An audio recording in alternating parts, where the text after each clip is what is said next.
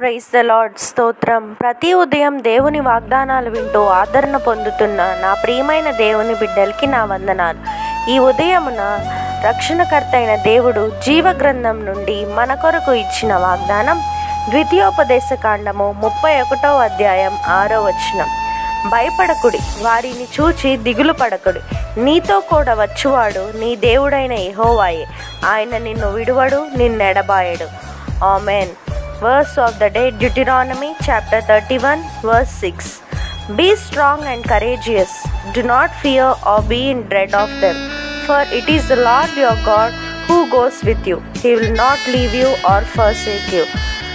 Amen. తండ్రి అయిన దేవుని నుండి కుమారుడైన యేసుక్రీస్తు నుండి కృపయు సమాధానమును మీకు కలుగునుగాక. Amen. He will never leave you or forsake you. Amen.